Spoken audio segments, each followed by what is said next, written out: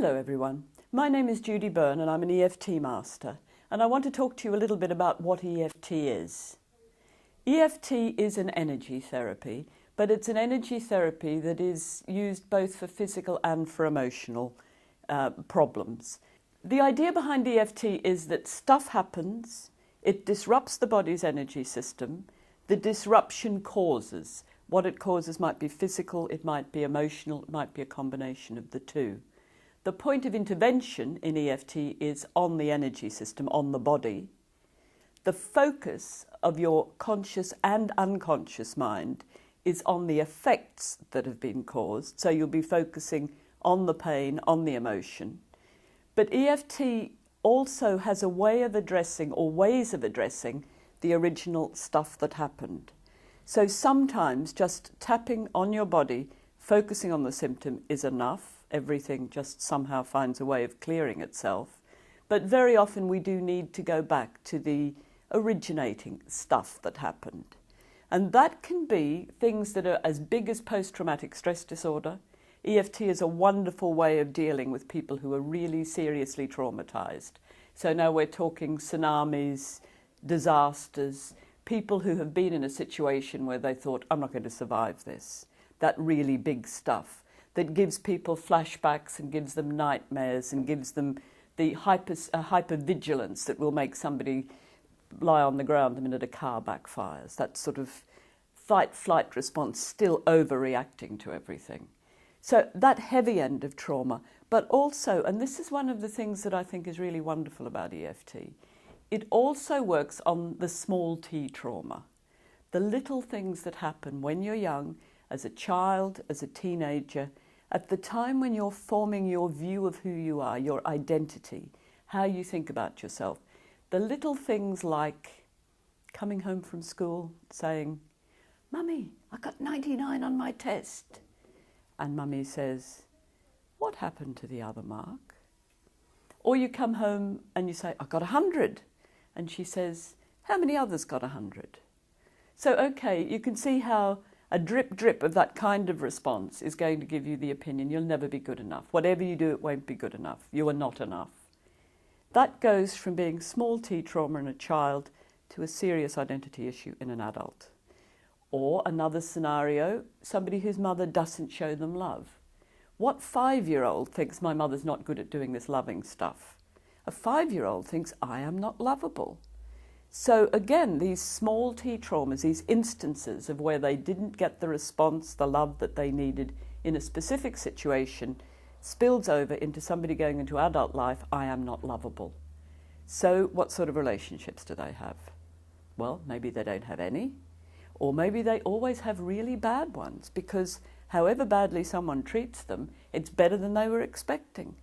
So this is one of the beauties of EFT, that you can go back to those small traumas just as you can to big ones and use EFT as a way of erasing that.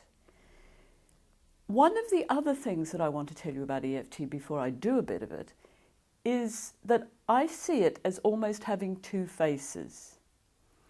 It is at one level a very simple self-help technique. Everybody can learn in 5 minutes to do EFT for themselves. At the other level, it is a very sophisticated therapy technique. And I think there is a danger that people who encounter EFT with a therapist who's very experienced and very skilled and wanders off all over the place, picking issues up, throwing them back, reframing, all the very sophisticated things that a therapist may do with a client, can give clients the idea that it's not something that they can do for themselves.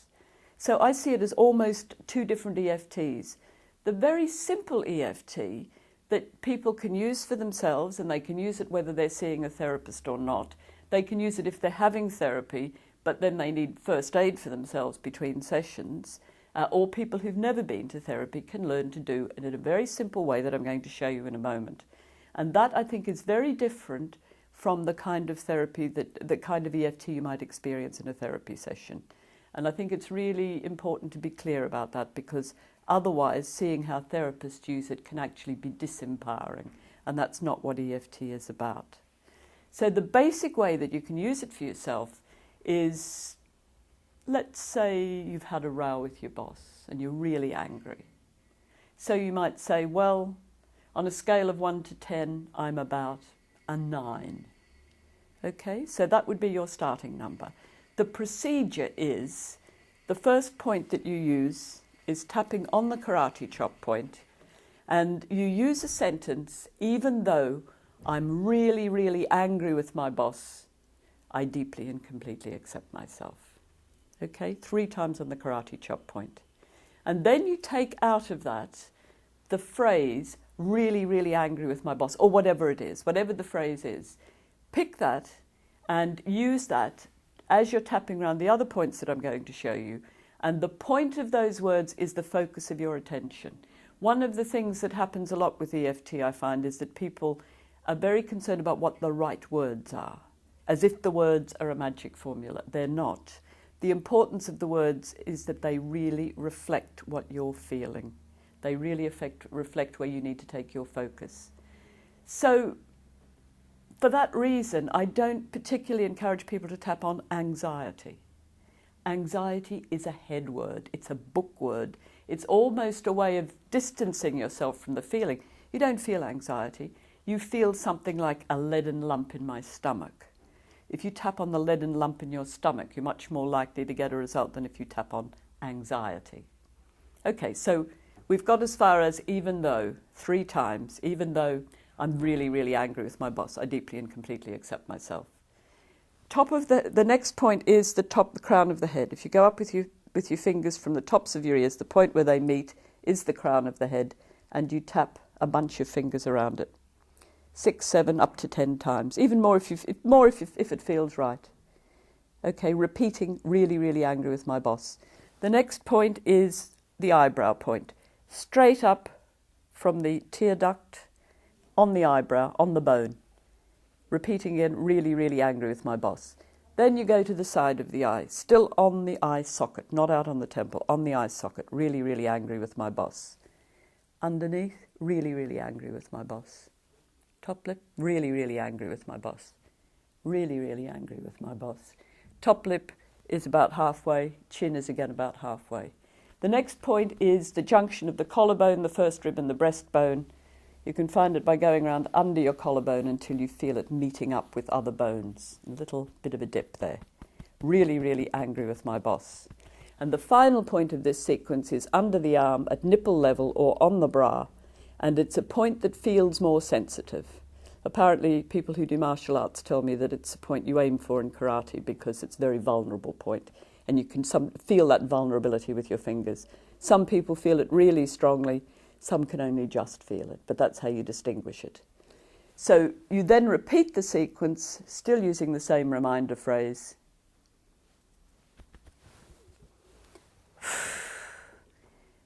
Calibrate again, 1 to 10, what level is it at now?